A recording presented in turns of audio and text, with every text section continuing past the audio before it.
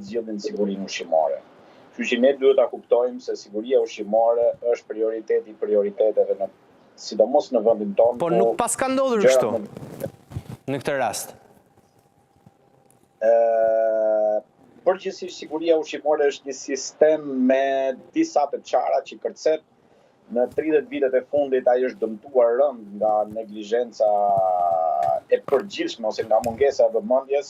Mjafton të shohësh se si janë sjell parti politike me drejtimin e këtij institucioni në vite dhe kupton që siguria ushqimore nuk është konsideruar kaq e rëndësishme sa që është, por vetëm kur na bie në derën tonë atëherë kuptojmë se sa e rëndësishme është. Kështu që në rastin konkret, e vetmja gjë që unë do të thoja është një hetim i plot për të kuptuar eksaktësisht se cili është burimi i infeksionit, sepse burimet mund të jenë të ndryshme.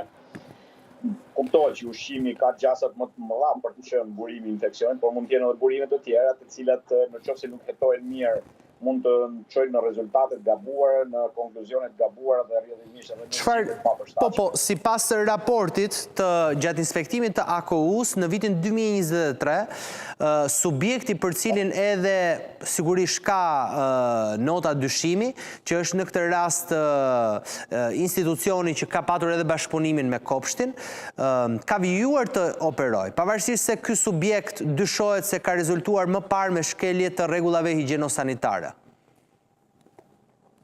Bëhet fjalë për Nelsa SHPK-n. Ky është një arsyetim shumë i fortë, një argument shumë i fortë për AKU-n për të përqendruar, për të fokusuar fort në investigimin e veprimtarisë së këtij subjekti dhe për të parë në magazinat e tija se çfarë ka, sepse aty mund të kuptohen gjërat.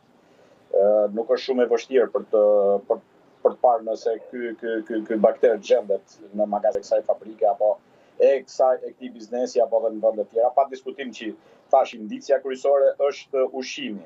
Por më tepër nëse ne kemi të bëjmë me një subjekt që e paska pasur, siç e thoni ju, nuk e dija këtë, që e paska pasur edhe para 2 vitesh, pra indicia fuqizohet shumë më tepër për të qenë te ky subjekt.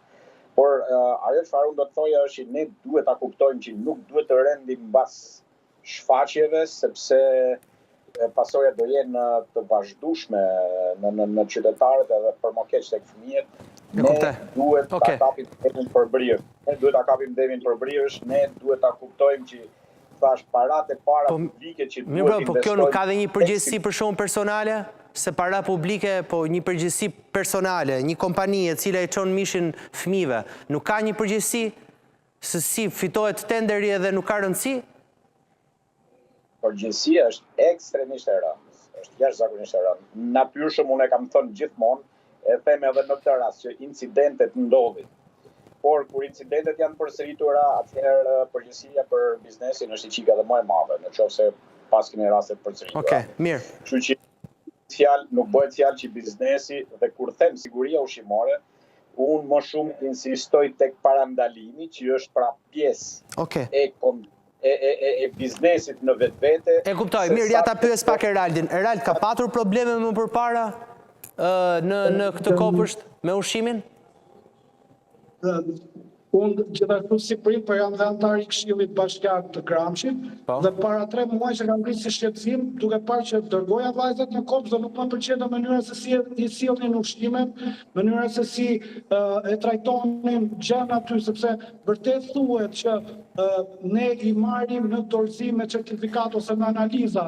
Po në rast se del një analizë që ditën e premte është marrë fileto e pulës në dorëzim, ne, jemi dakord, e pranojmë.